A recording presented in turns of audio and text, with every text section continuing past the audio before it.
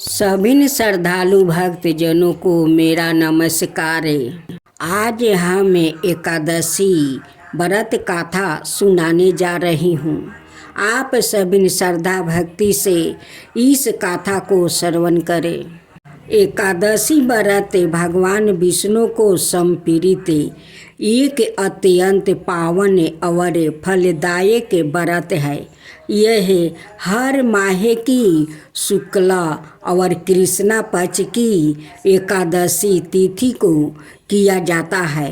शास्त्रों में कहा गया है कि जो व्यक्ति एकादशी व्रत करता है और कथा श्रवण करता है उससे सभी पापों से मुक्ति मिलती है और वो मोक्ष का अधिकारी बनता है। आज हम श्रद्धा और भक्ति के साथ इस व्रत की कथा का श्रवण करेंगे, जिससे हमारे जीवन में पुण्य, शांति और भक्ति का प्रकाश फैले।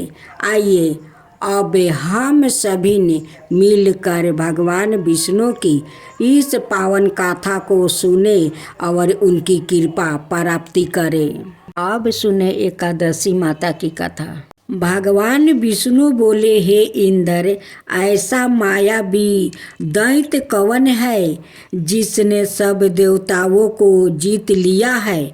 उसका क्या नाम है? उसमें कितना बल है और किसके आश्रय है और उसका स्थान कहाँ है? यह सब मुझसे विस्तार पूर्वक कहो।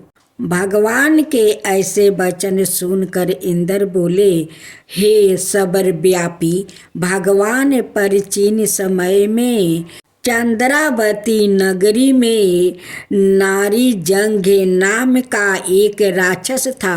उसी के महापरिक्रमी और लोक विख्यात मूर नाम का पुत्र ने सब देवताओं को स्वर्ग से निकाल कर वहाँ अपना अधिकार कर लिया है।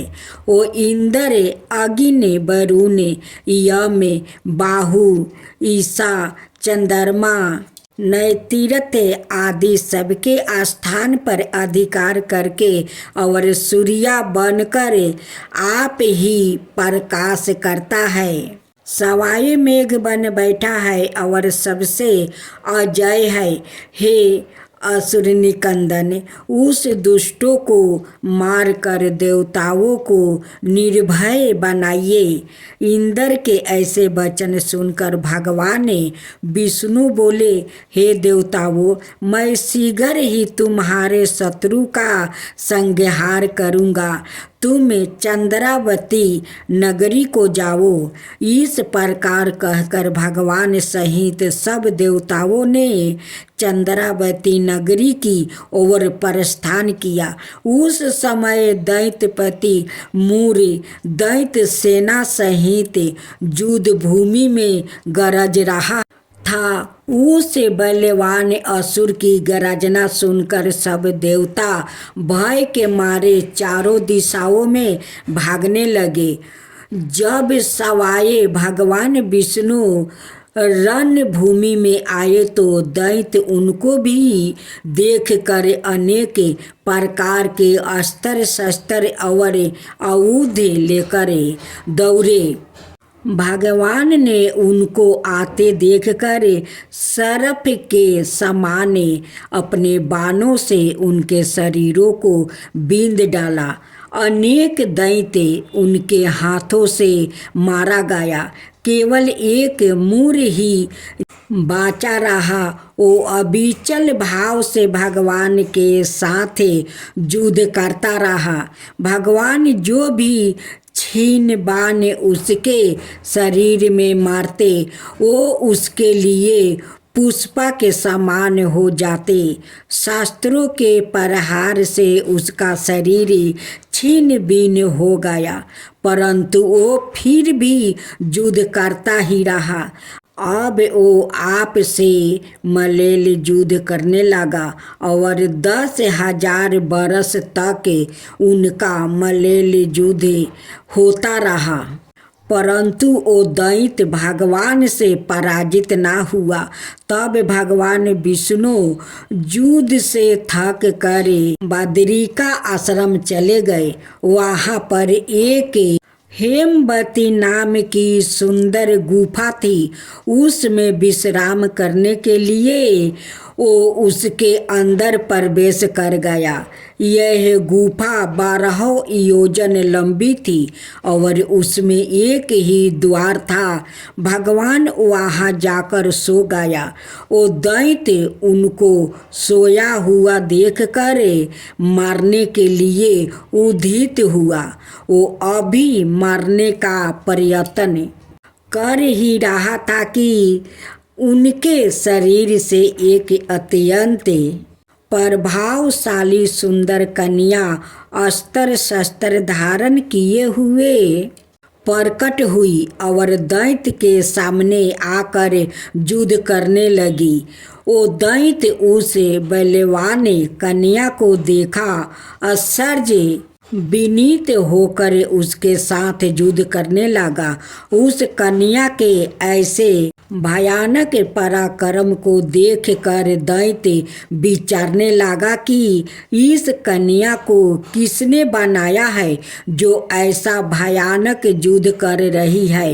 वो ऐसा विचार कर ही रहा था कि उस महादेवी ने उस बलवान दैत्य के रथ को चूर चूर कर दिया और उसके अस्त्र शस्त्र को काट कर टुकड़े टुकड़े कर दिया। तब वो दैत्य महान क्रोध करके मल्लेल युद्ध करने लगा, परंतु देवी ने उसको धक्का मारकर मूर्छित कर दिया।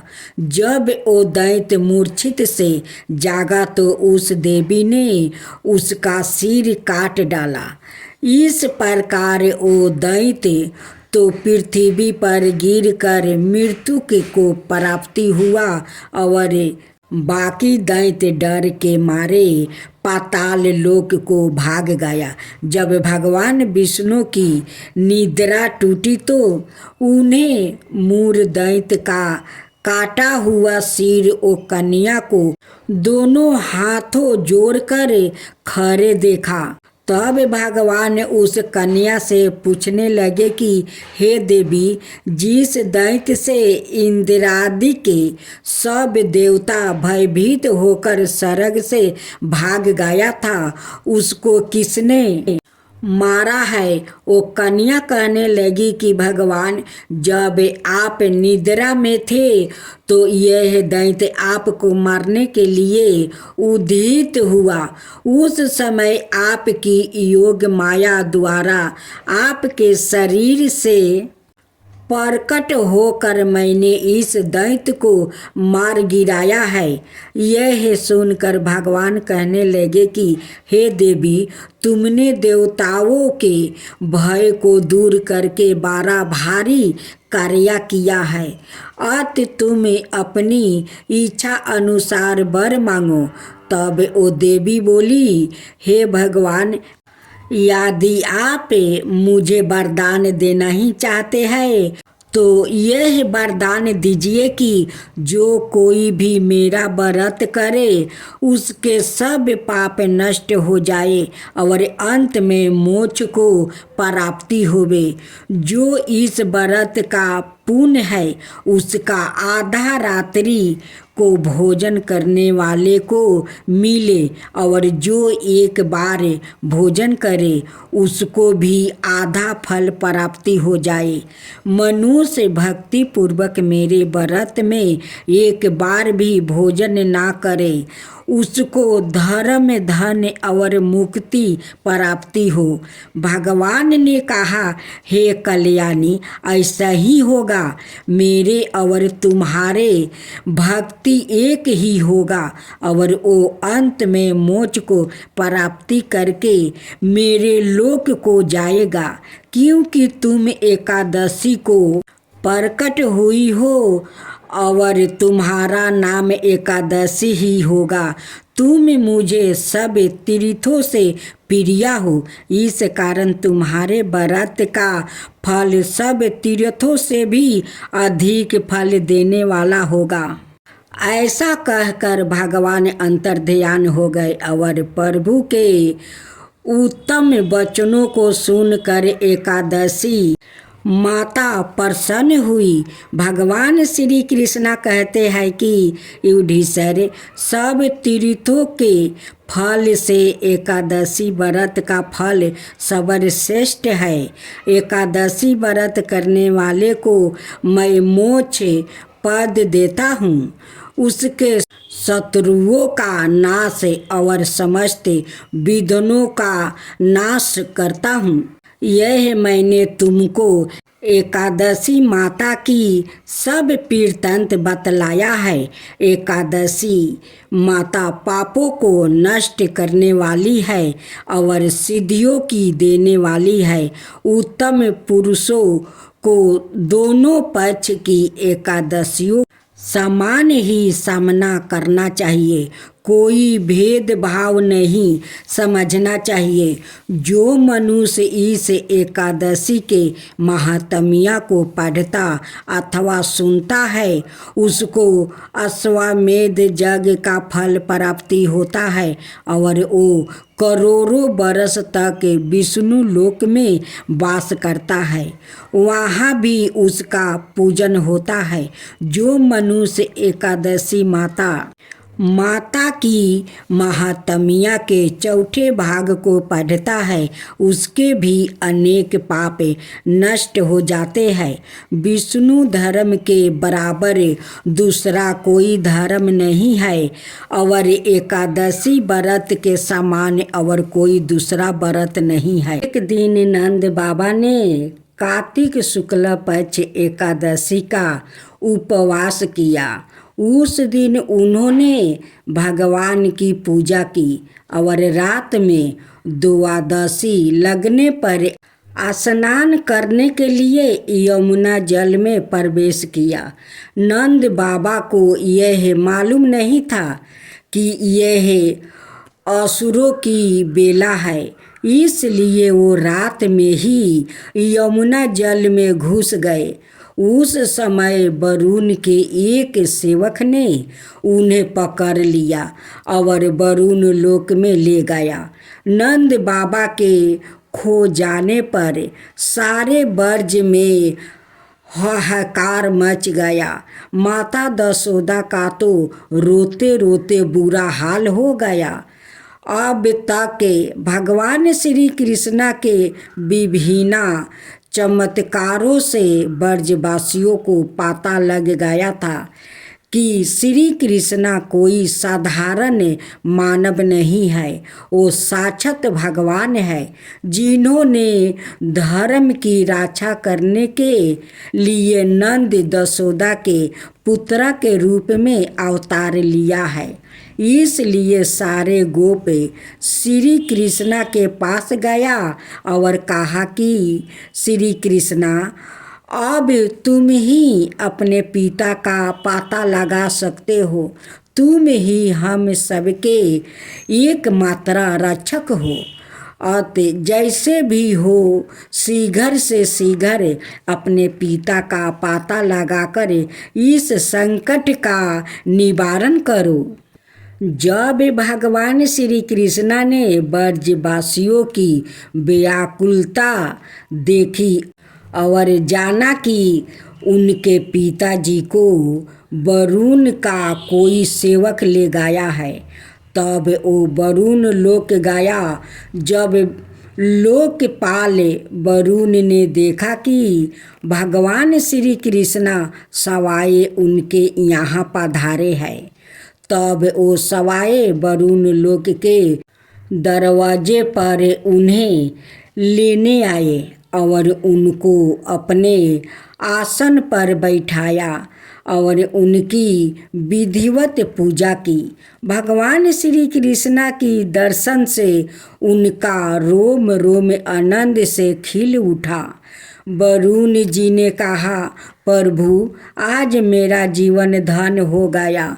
आज मुझे अपने जीवन के संपूर्ण पुण्य का फल प्राप्ति हो गया है, क्योंकि आज मुझे आपके चरणों की सेवा का शुभ अवसर प्राप्ति हुआ है। भगवान जी ने आपके चरणों की सेवा का अवसर प्राप्ति होता है, वो भवसागर से सहज ही पार हो जाते हैं। मैं आपको बार बार नमस्कार करता हूँ प्रभु। मेरे सेवक मूढ़ और अनजाने हैं, वो ही आपके पिताजी को ले आया है। आप कृपा करके उसके अपराध को क्षमा कर दीजिए। मैं जानता हूँ कि आप अपने पिता का अत्यंत आदर करते हैं। इन्हें आप सादर ले जाए। आप अंतर्यामी है और सभी जीवों के साक्षी है। इसलिए हे प्रभु, आप मुझे दास पर कृपा कीजिए। भगवान श्री कृष्णा वरुण को आशीर्वाद देकर नंद बाबा के साथ लौट आया। ब्रजवासियों को आनंद का तो ठिकाना ही नहीं रहा। सब लोगों ने श्री कृष्णा की भूरी भूरी प्रशंसा की। नंद बाबा ने वरुण लोक का जो ईश्वर देखा था और वहाँ के निवासियों को श्री कृष्णा के चरणों में झुक झुक कर प्रणाम करते हुए देखा था, उसकी उन्होंने गोपों से खूब चर्चा की। भगवान श्री कृष्णा के प्रेमी गोप यह सुनकर ऐसा समझने लगे कि अरे, हम लोग के बीच खेलने वाले श्री कृष्णा तो साक्षात ईश्वर है। हम लोग कितने सौभाग्यशाली है कि हमें इनके साथ रहने का दुर्लभ सौभाग्य प्राप्ति हुआ है। तो बोलो श्री कृष्णा भगवान की जय।